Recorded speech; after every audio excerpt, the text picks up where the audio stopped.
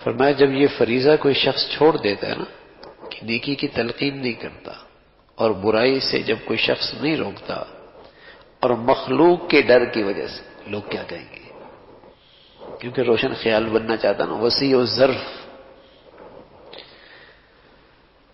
جدھر کی ہوا چلی ادھر چل پڑا، جیسا ماحول ویسے بن گیا، اسی کو لوگ کہتے ہیں بڑا وسیع الظرف ہے، جیسا ماحول ویسے بن پڑے۔ فرمایا مخلوق کے خوف کی وجہ سے جس نے گناہ سے نہیں روکا، اللہ کیا سزا دے گا؟ نزیت منہ الطاعہ، اس کی بات ماننے والے بھی اس کی بات کا ماننا، یہ دولت اس سے لے لی جائے گی۔ اور نتیجہ کیا نکلے گا؟ وَلَوْ أَمَرَ وَلَدَهُ، اگر بیٹے کو بھی کہے گا یا اپنے ماتحتوں سے بھی کہے گا، وہ بھی اس کے حکم کو ایسے ہی ہلکا سا لیں گے جیسے اس نے اللہ کے حکم کو ہلکا لیا۔ جیسے اس کے دل میں اللہ کے حکم کی اس کی کوئی عظمت نہیں ہے نا، کوئی احترام نہیں ہے، تو پھر اس کی اولاد میں اور اس کے ماتحتوں میں اس کے حکم کی بھی کوئی اہمیت نہیں رہے گی۔ گناہ سے نہیں روکا۔ بس اوقات بچوں کو، بچیوں کو لاڑ پیار میں پالا جاتا ہے اور اللہ کا خیال نہیں رکھا جاتا۔ ایک وقت آتا ہے یہی اولاد اپنے ماں باپ کا خیال نہیں رکھتی۔ جب انہوں نے اس کی تربیت میں اللہ کا لحاظ نہ رکھا، ایک وقت آئے گا وہ بھی اس کا لحاظ نہیں رکھیں گے۔ اور کوئی شخص اپنی بیوی کے مانتے مانتے یہاں پہنچا کہ اللہ کی نافرمانی ہوتے دیکھا اور نہیں روکا، ایک وقت آئے گا بیوی کے دل کے اندر شوہر کا احترام ختم ہو جائے گا۔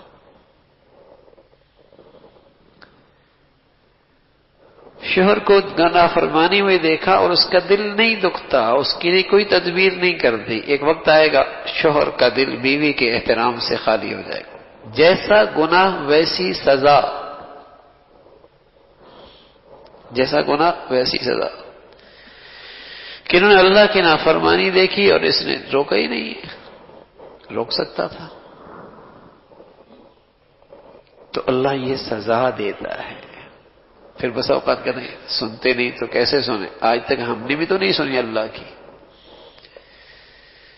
یہ خیال ہی نہیں کرتا، ہم نے کون سا اللہ کا خیال رکھا ہے، یہ تو سنتا ہی نہیں ہے، تو ہم نے کتنی سنی، یہ مانتا نہیں ہے، ہم نے کتنی مانی ہے۔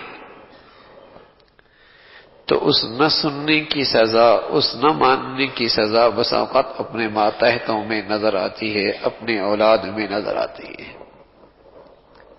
وہ چیزیں نظر آتی ہیں۔ تو رسول اللہ صلی اللہ علیہ وسلم کی یہ حدیث کا مفہوم ہے کہ جب امر بالمعروف اور نہی عن المنکر مخلوق کے خوف کی وجہ سے ترک کر دیا جائے، لوگ کیا کہیں گے، لوگ کیا کہیں گے؟ تو اللہ یہ سزا دیتا ہے کہ اس سے اطاعت کی دولت لے لی جاتی ہے، یعنی اس کی اولاد اور اس کے ماتحت بھی اس کی اطاعت نہیں کرتے۔ جب کوئی گناہ چپکے سے ہو، تنہائی میں، خلوت میں ہو، اکیلا شخص کر رہا ہو، کسی اور کی نظروں سے نہ گزرا ہو، کسی اور کی نظروں کی رسائی وہاں تک نہ ہوئی ہو، چپکے سے کیا، تو اس گناہ کی نحوست بھی اسی شخص تک ہوگی جو شخص کر رہا ہے۔ لیکن وَإِذَا ظَهَرَتْ، لیکن جب گناہ پورا گھر دیکھ رہا ہے، سب کے سامنے وہ گناہ ہو رہا ہے، سارے دفتر میں ہو رہا ہے، جب گناہ علی الاعلان کھلے عام ہو رہا ہے، تو لم تغیر، اور اسے نہیں روکا گیا، ورت العامہ، پھر اس کی نحوست ایک شخص تک نہیں ہوگی، سب تک ہوگی، اس لیے کہ پھر اس گناہ میں سب شریک ہو گئے۔ یہ روک سکتا تھا، نہیں روکا، ایک ہے نا نہ روک سکے، پھر وہ اس پر نحوست بھی نہیں ہوگی۔ تو گناہ جب کھلے عام ہوگا اور سب دیکھ رہے ہیں اور روک سکتا ہے اور نہیں روک رہا، تو گناہ سب کر رہے ہیں، تو اس کی نحوست بھی پھر سب کے لیے ہوگی، پھر سب کے لیے ہوگی۔ اکیلے کیا، تنہا کیا، نظروں سے اوجھل کیا تو اس کی نحوست، اس کا ضرر صرف گناہگار تک محدود رہے گا.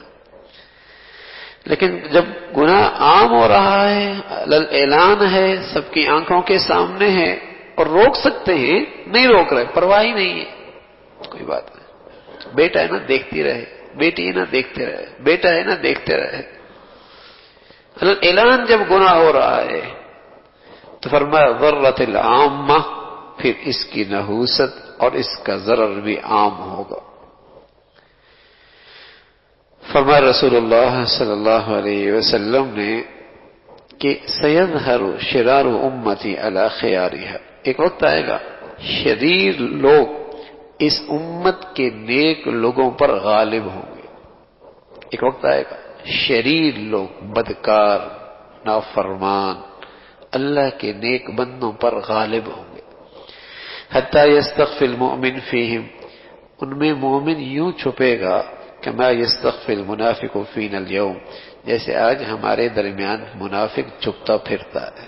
جیسے منافق اپنا ایمان آج ظاہر نہیں کر سکتا، مدینہ منورہ کی بات ہے، ظاہر نہیں کر سکتا. فرمائے گا وقت آئے گا ایمان کو، اپنا ایمانی زندگی کا اظہار کرنا ایسی مشکل ہو جائے گا.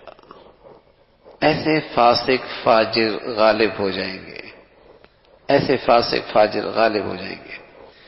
پھر رسول اللہ صلی اللہ علیہ وسلم نے بتایا کہ ایک وقت آئے گا کہ یذوب فیہ القلب المؤمن کما یذوب الملح فی الماء، کہ ایک مومن کا دل ایسے پگھلے گا جیسے پانی میں نمک پگھلتا ہے. کیسے کہ مما ذاک یا رسول اللہ، ایسا کیوں ہوگا؟ مومن کا دل یوں کیوں پگھلے گا؟ فرمایا فیما یرا من المنکر لا یستطیع تغییرہ، اللہ کی نافرمانی دیکھے گا لیکن اسے نافرمانی روکنے کی طاقت نہیں رہے گی، اندر ہی اندر روئے گا، پگھلے گا، تکلیف ہوگی، ہاں کہ گناہ ہو رہا ہے اللہ کی. اتنی تکلیف اٹھا رہا ہے کہ اندر ہی اندر اس کا دل پگھل رہا ہے جیسے نمک پانی میں پگھلتا ہے. ایک مومن کا دل بھی ایسی پگھلے گا. تو میرے عزیزو، یہ تو ایمان کی نشانی ہے، یہ تو ایمان کی آخری درجہ یہ ہے. کوئی تدبیر کارگر نہیں، ہاتھ سے نہیں روک سکتا، زبان سے نہیں کہہ سکتا. آخری درجہ ہے اپنے دل کا درد تو پیدا کر سکتا ہے، سوچ تو سکتا ہے نا کہ اس گناہ کو کیسے روکوں، تو پھر بھی اس گناہ کی نحوست سے بچ جائے گا، پھر بھی اس گناہ کی گندگی اور ضرر سے محفوظ رہے گا.